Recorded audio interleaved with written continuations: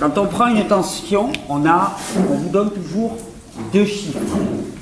On a un chiffre haut et un chiffre bas. La tension haute, on a déjà dit le nom, c'est la tension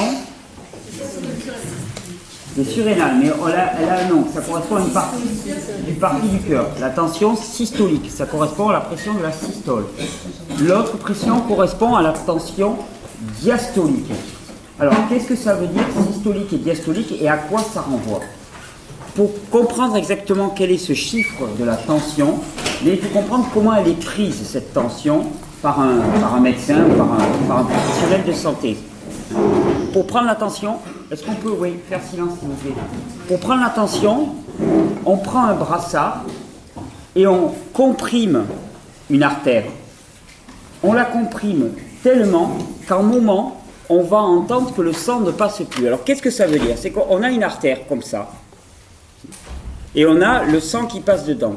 Si on commence à la comprimer, comme ça, donc à réduire son diamètre, le sang va passer avec une pression plus forte.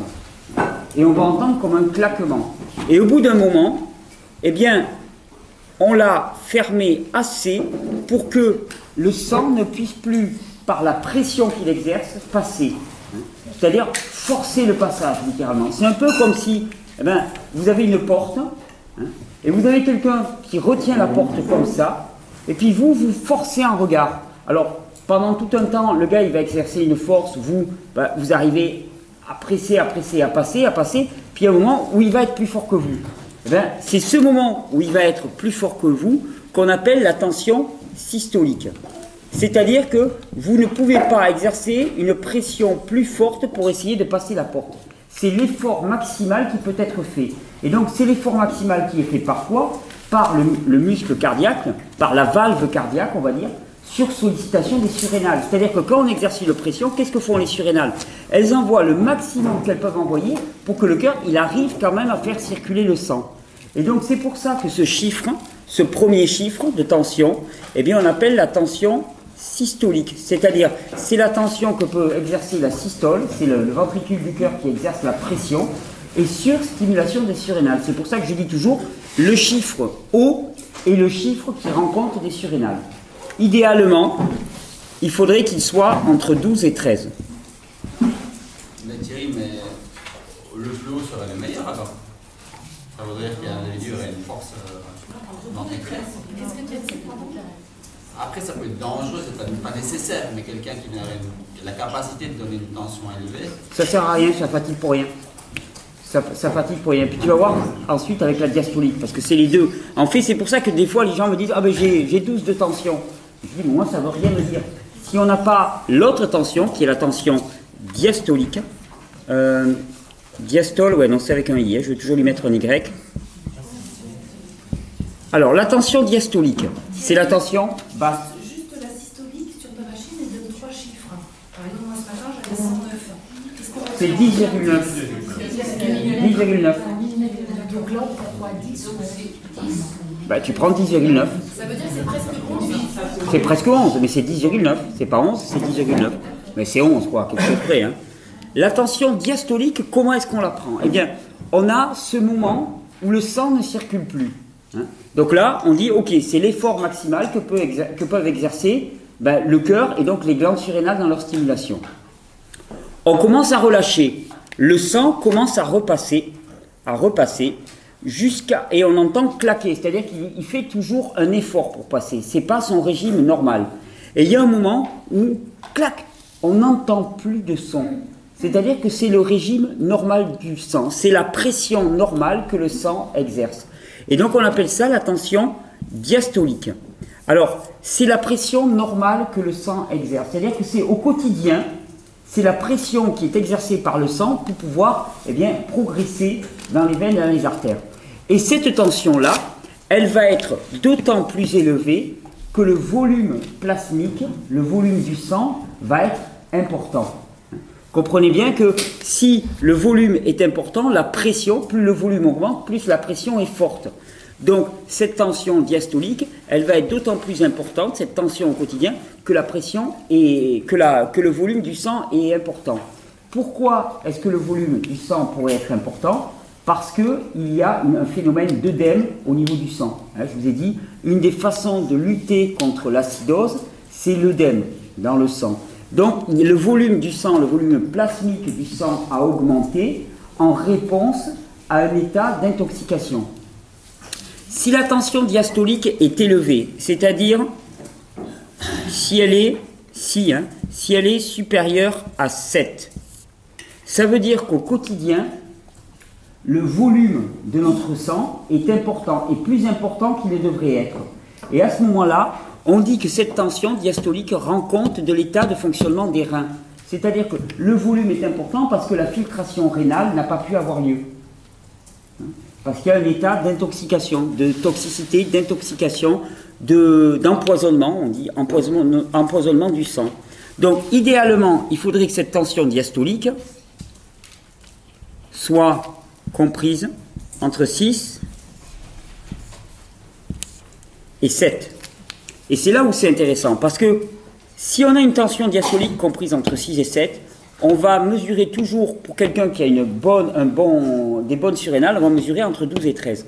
Mais parfois, il arrive qu'on fasse de l'hypertension. Par exemple, on a une tension systolique de 17. Je n'ai jamais vu, et je ne crois pas que ce soit possible, une tension systolique de 17 avec une tension diastolique de 6 ou 7. Pourquoi? Parce que cette tension de 17, elle ne renvoie pas l'état direct des surrénales. Parce que si vous voyez 17 là, vous allez voir 10 ici, par exemple.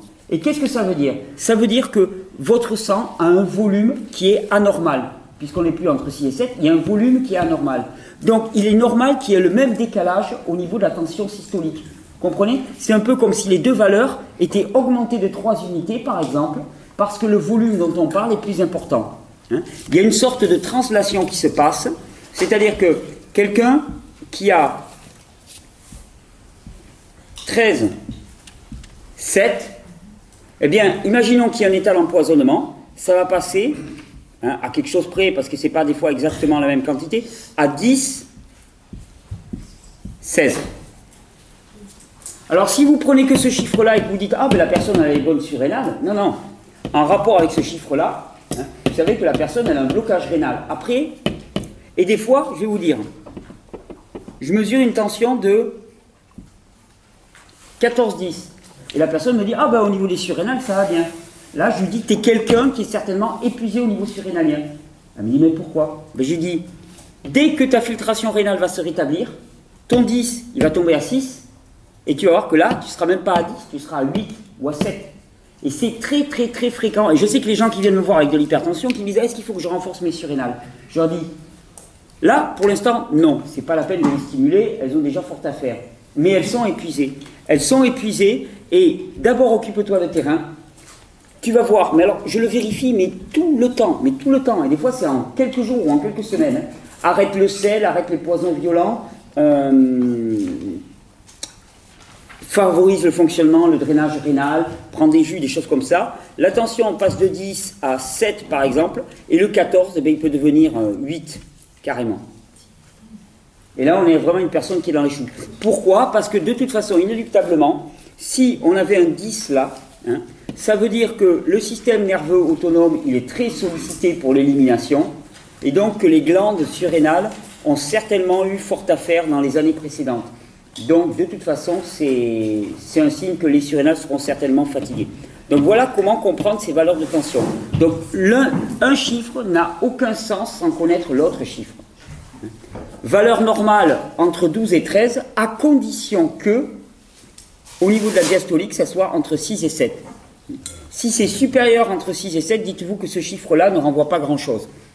Il renvoie une valeur gonflée par la surpression qu'il y a au niveau du volume plasmique. Et quand il y a une petite, quand c'est par exemple 10 ou 8, ça veut dire quoi? 10, 8 ou 6, 8? Attends, c'est toujours dans ce sens-là. 10/8 par exemple. Oui, hein oui. Ben, s'il n'y a pas trop d'amplitude, ça veut dire quoi? Déjà que les surrénales sont vraiment très faibles parce qu'elles ne peuvent pas exercer un effort exceptionnel, parce que normalement, ça c'est le régime normal, et ça c'est la mesure de l'effort exceptionnel qu'elles peuvent produire. C'est un peu l'adaptabilité de ton corps, tu vois. Imaginons un corps qui fonctionnerait bien, pour reprendre ce que disait Guy tout à l'heure, effectivement, il aurait une tension par exemple de 7, on va dire tension au repos, pression au repos, et puis si on lui demande un effort exceptionnel, il pourrait monter à 15. Ouah, là c'est bon signe, hein, il passe de 7 à 15, crac, il a la niaque et tout. Hein. Plus l'écart est réduit, moins il y a d'adaptabilité du corps, plus le corps est épuisé. Hein. Et puis en plus si tu as un 18, hein, déjà là, 8, ça indique, alors c'est pas les valeurs peut-être de médecine classique, il y a beaucoup de médecins qui vont considérer qu'à 8, ça va. Pour moi, par expérience, 8, c'est déjà trop. C'est déjà beaucoup trop. Ce qu'il faut voir, c'est qu'une chose qu'on ignore, c'est que les normes actuelles sont des normes qui, pour moi, entérinent un état inflammatoire aigu des personnes en permanence. Les valeurs de température corporelle valident une fièvre permanente des individus. Une fièvre, pourquoi? Parce que nous sommes en inflammation permanente. C'est-à-dire que quand on te dit la température normale c'est 37,5, 35,5, c'est quelqu'un qui a de la fièvre pour moi. C'est quelqu'un qui est en état de réaction par rapport à un état inflammatoire. Cette valeur de 8, pour moi, c'est une valeur déjà de personne qui a un volume de sang trop important par dilution avec de l'eau. Donc attention aux valeurs officielles qui sont basées sur le plus grand nombre et qui ne sont pas basées sur la normalité. La norme n'est pas basée sur la normalité. C'est possible que quelqu'un ait une tension diastolique qui soit moins de 6? Oui, si tout le système est complètement épuisé. Mais souvent, la personne, si elle a une tension de moins de 6, à ce moment-là, ça veut dire que au niveau de la valeur haute, de la systolique, ça sera en dessous de 10 d'habitude. Hein, tu peux avoir du 8, 8,5 ou du 8,4 par exemple. Hein. J'ai même entendu parler d'une personne qui avait du 5,3. Alors là, il n'y a plus grand chose. Il n'y a plus grand chose. Là, quelqu'un qui est à 5,3, vous pouvez vous dire que voilà, l'arrêt cardiaque n'est pas loin. C'est très dangereux. Et toi, tu avais combien? Je sais pas, j'ai pas mesuré quand j'étais au plus bas, mais je devais être dans ces choses-là. Et 8,6, Une question, la température normale, alors c'est quoi? Et différence, combien rajoute de degrés quand on en prend sous le bras dans la bouche? Je ne sais pas. Mais je sais pas. Et par rapport à cette hypothyroïdie, tu l'expliques dans une vidéo. Alors c'est autre chose, on va en parler juste après rapidement et après on s'occupe des yeux. Vas-y, tu faisais une remarque Sébastien? je demandais, j'ai 8,6 en fait. 8,6 Pas un gros écart, hein, ça indique bah, tu reviens d'une grosse fibromyalgie, hein, donc c'est pas pour rien, quoi. C'est quand même la sphère chez toi qui est certainement la plus faible. Hein. C'est pas catastrophique, mais c'est très faible. C'est très faible. Par rapport à la température corporelle, pour moi, une bonne norme de température corporelle serait inférieure à 37 degrés. 36,8, 36,9, et pas 37,5. Et il peut y avoir moins. Moi, je connais des personnes qui fonctionnent très très bien à 36,4, 36,3, 36,2. Personnellement, moi, je suis à 36,3 à peu près. Et avant, j'étais à 37 à peu près, et je me gelais tout l'hiver. Maintenant, je suis à 36,3, et j'ai beaucoup moins froid et je marche pieds nus. Parce que pensez bien que plus votre température corporelle est élevée, plus vous aurez froid. Plus on est en état d'inflammatoire. Imaginez, vous avez une température corporelle de 37,5. Quand vous allez être dans une pièce à 32 degrés, hein, eh bien, il y a 5,5 degrés de différence. Donc, vous allez avoir une sensation de froid de 5,5 degrés. Si votre température elle est de 36, eh bien, par rapport à une pièce qui est à 32, vous allez avoir 4 degrés de différence. Donc, vous aurez beaucoup moins froid. Donc, le fait de ne pas être en inflammation aiguë vous permet d'avoir moins froid. Plus on est en inflammation et plus on a froid. Donc, attention, c'est pas... On dit oui, on a chaud parce qu'on a de la température. Bon, passer un certain niveau, mais quand on est à l'été, mais par exemple, on a énormément de couverture sur soi, donc c'est sa propre chaleur qu'on récupère. Mais c'est le différentiel entre la température extérieure et la température intérieure. Donc ne nous y trompons pas. Il ne s'agit pas d'être en inflammation et en réaction de fièvre permanente. Il s'agit au contraire d'être le plus froid possible. La personne qui serait à 34 degrés, bon, mais elle n'aurait jamais froid, quoi. Elle aurait une patate pas possible. Et donc ça renvoie aussi au fonctionnement de la thyroïde, effectivement. Ok, on va se relancer avec les yeux. Juste pour les yeux, Thierry, tu nous avais dit que tu dirais au niveau de la loupe. Oui, au niveau de la loupe, qu'est-ce qu'on voit facilement dans les yeux? Hop, en 2 minutes. Il y a une vidéo qui s'appelle Tout sur la thyroïde et j'ai redonné les chiffres dedans. Je t'y renvoie, il n'y a aucun problème.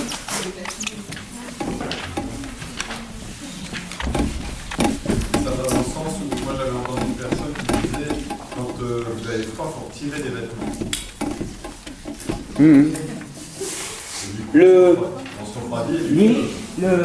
bain dérivatif, par exemple, la technique de Franz Guillain qui permet d'abaisser la température corporelle, c'est le but du bain dérivatif, en fait quelque part qui permet de diminuer un peu l'état de fièvre permanent et de favoriser l'élimination. Le bain dérivatif pratiqué régulièrement permet une bien meilleure adaptation au froid. Très bonne adaptation au froid. Oui, ça fait. Donc les chiffres que j'entends dans la vidéo, c'est des chiffres qui sont par rapport C'est précisé dans la vidéo. sous le bras. C'est précisé dans la vidéo. Alors, ça va être. Tu crois que tu peux arriver à lâcher prise et à faire confiance? Je te dis que tout est indiqué dans la vidéo. C'est ça la foi. C'est, je te les donne pas, je te garantis que tout est indiqué dans la vidéo. Les signes qu'on peut voir au niveau de l'œil. Vous chopez votre voisin, vous avez 10 secondes pour savoir si c'est l'homme ou la femme de votre vie. Ouah, ouah, ouah, ouah. Déjà, le premier baiser va-t-il être le baiser qui tue? Pour le savoir, état des intestins. Plus. Pardon?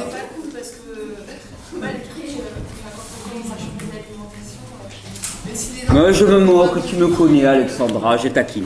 Donc là, on a la pupille. On a la pupille. Hein? On a la pupille à ce niveau-là. On va avoir un cercle immédiatement après, qui est le cercle estomac-intestin. Classiquement, chez les personnes, c'est l'endroit le plus toxique de l'individu. Il apparaît, surtout sur les yeux bleus ou les yeux clairs, qui sont en réalité des yeux bleus, il va apparaître de couleur orangée, marron. Plus il est foncé, plus il y a un état toxique dans les intestins. Si en plus, vous le voyez, qui fait comme une espèce de petite étoile, hein, ça veut dire qu'il y a un état de spasme, spasmodique, ballonné. Plus il est déformé, plus il indique un état de spasme au niveau des intestins. Plus il est foncé, plus il est ballonné, plus c'est mauvais dans les intestins. C'est pour ça que je disais, le premier contact avec la personne, le premier, risque d'être un peu rock'n'roll. En théorie, dans le monde des bisounours, ça serait tout rond. Arrêtez. Je vais me déplacer. Voilà. Donc, couleur de ce premier cercle, qui correspond à la zone estomac-intestin. Ensuite, qu'est-ce qu'on va voir? Si on place le nez de l'individu ici, ceci est un nez, ne vous y trompez pas. Oui, oui. On parle toujours de côté intérieur comme étant le côté du nez. D'accord? Donc ce que je vais vous dire, c'est valable pour l'œil droit comme pour l'œil gauche. D'accord? Eh bien, côté intérieur, on prend la ligne des 6 heures. Hein, et là, juste à côté de la ligne des 6 heures, il y a une zone là qui correspond à ce niveau-là à la glande surrénale et à ce niveau-là au rein. Si vous voyez une ligne noire à cet endroit-là, ça signale une fonction rénale qui est extrêmement atteinte. C'est-à-dire extrêmement atteinte, non pas que la fonction rénale ne se fait plus, mais mieux que ça, enfin mieux que ça, pire que ça, que les reins eux-mêmes sont non fonctionnels. C'est-à-dire qu'ils sont, au niveau des réponses nerveuses, ils sont très peu innervés. Le métabolisme du rein en tant qu'organe et glande, eh bien, est extrêmement ralenti. C'est-à-dire qu'il ne se nettoie pas, il ne métabolise pas. Rein. Ensuite, autre zone à remarquer, à 9 heures, par rapport au nez, toujours pareil, hein, à gauche, on ferait un copier-coller, côté externe, côté interne, d'accord? On est sur l'œil droit, et bien là, vous allez avoir une zone, ça c'est les poumons, très facilement repérable. Si vous voyez un truc noir là-dedans, c'est les poumons. Ah. Mais vous le savez. Poumons. Avec les intestins, c'est souvent avec les intestins et les reins. Avec les intestins, la rein, la thyroïde. Avec les intestins, les reins, la thyroïde et ben, c'est l'endroit le plus toxique de l'individu. Non, mais les poumons, souvent, ça charge. Ensuite, côté intérieur, vous avez 3 heures. Juste au-dessus des 3 heures, vous avez parathyroïde et thyroïde. La parathyroïde étant au départ. Je m'écarte. La parathyroïde étant là, après le cercle de l'estomac. Parathyroïde, thyroïde.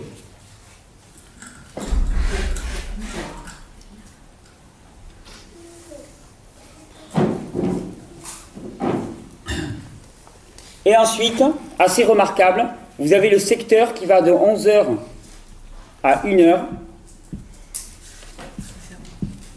Donc vous pouvez observer la coloration globale. Ça, c'est vraiment la zone des fonctions cérébrales et psychiques. Centre d'animation de la vie, impulsion sexuelle, ego, 5 sens. On les a détaillés largement dans le cours et on va les voir encore et encore. Avec une mention spéciale à la ligne qui est à 12h. Si vous voyez une ligne à cet endroit-là, une ligne noire ou une marque noire, c'est le centre qu'on appelle centre d'animation force vitale. Si la personne a une ligne noire à cet endroit-là, surtout si c'est une ligne noire, alors enfin, si une personne a une ligne noire à cet endroit-là, ça indique que ce centre-là est fortement touché. Si, à l'œil nu ou à la loupe, vous voyez une ligne qui part de la zone des intestins et qui va irradier dans une zone, cette ligne indique une toxicité intestinale qui lèse tous les organes concernés par cette ligne. C'est-à-dire que si j'ai une ligne qui est là et qui va toucher la thyroïde, je m'écarte, eh bien ça veut dire que le dysfonctionnement thyroïdien est lié directement à une toxicité intestinale qui par arc réflexe nerveux vient léser la thyroïde. Idem pour les reins. Donc ça sont des radis solari. Radis solari, rayons solaires. Donc ils émanent directement. Exactement. Alors ensuite, là c'est valable pour les deux yeux. Donc côté gauche, thyroïde côté interne, rein côté interne, poumon côté externe. Juste deux autres organes. Oui, Lucie. Quelle est la différence entre les radis solari et les lacunes? Alors, les radis solari rendent compte d'un arc réflexe nerveux. La lacune rend compte d'une dysfonction d'un organe par manque d'innervation. C'est deux choses différentes. On peut remarquer encore, globalement, sur l'œil droit uniquement. Donc on a le nez là, sur l'œil droit. Mais là, on va avoir la zone du foie, vésicule biliaire. Puis sur l'œil gauche, je ne vais pas montrer d'autres organes, parce que après le reste, on ne peut pas trop rentrer dans les détails. Vous pouvez quand même juger de la couleur générale de l'œil. Est-ce qu'il est blanc crème ou des choses comme ça? Ça veut dire congestion lymphatique aiguë. Oui, on peut voir effectivement, très bien vu, le cercle de la peau, donc qui est le cercle le plus extérieur. S'il y a un cercle noir épais, ça veut dire que c'est une personne qui élimine très très peu par la peau. Donc il va y avoir énormément de stagnation de toxines dans le derme et l'épiderme. Et donc c'est une personne qui va être sujette à des inflammations au niveau de la peau. C'est souvent en corrélation avec une thyroïde faible d'ailleurs. On voit bien l'assimilation. Pardon? L'assimilation aussi. Non, on le voit difficilement. À l'œil ou à la loupe, c'est difficile. Non, cercle de la peau, thyroïde, poumon, rein, foie à la rigueur, intestin, zone cérébrale, ça permet d'observer déjà pas mal de trucs. Et la cercle de stress, c'est facile à voir. Cercle de stress, on peut parfois les voir, les cercles de stress, donc c'est ces cercles de décoloration, c'est plus subtil, à l'œil nu, c'est très difficile. À la loupe, c'est un peu plus facile, mais à l'œil nu, c'est très difficile. Joanne. Si il y a un cercle noir épais et que la personne, en même temps, elle n'a pas d'eczéma, ou j'imagine les eczémas... Non, mais attends, je dis bien que c'est des potentialités. C'est-à-dire que le cercle noir épais, ça veut simplement dire que la peau est un piètre organe éliminatoire pour cette personne. Si cette personne élimine tout par les reins, il n'y a pas de souci. Tu vois ce que je veux dire? C'est une potentialité. C'est un état de réponse nerveuse des organes. Attention, j'ai bien précisé, en iridologie, ce n'est pas l'œil qui est abîmé, c'est pas l'œil. L'œil rend compte d'un état d'innervation des organes, c'est-à-dire de leur capacité à se nourrir et à expulser les déchets. C'est tout. Et nous, après, avec notre modèle interprétatif, qui est le modèle hygiéniste, nous en déterminons des conséquences, et ainsi de suite. On ne voit pas de maladie dans l'œil, on voit un état nerveux des tissus et organes qui nous permet par déduction de dire, là, vu cet état, il y a des possibilités que le corps réagisse de telle manière.